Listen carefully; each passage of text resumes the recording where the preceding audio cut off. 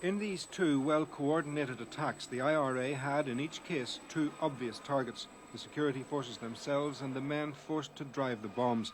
In both cases, families were held hostage while the bombs were loaded and the drivers told where to take them. In Derry, Patsy Gillespie, a kitchen assistant at the Fort George Army base, was taken from his home in the Gallia area. He was ordered to drive the bomb to the checkpoint on the Buncrana Road. It exploded almost immediately after his arrival. 5 soldiers died instantly.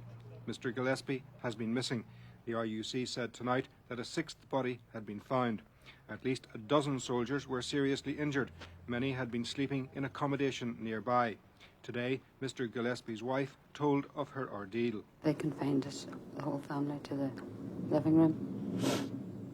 And then they took my husband out. And then he came in again for a few minutes. And then they took him away again. And that's the last time I saw him.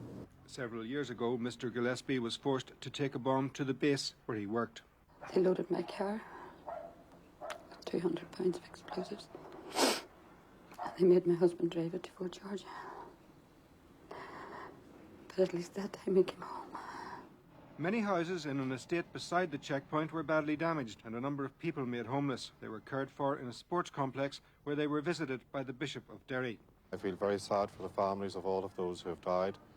I'm also appalled by the destruction to houses, pensioners' houses, and the distress of so many families, so many people who are homeless at this moment in time. The greatest injustice in the north of Ireland today is acts committed by paramilitary organisations like the IRA.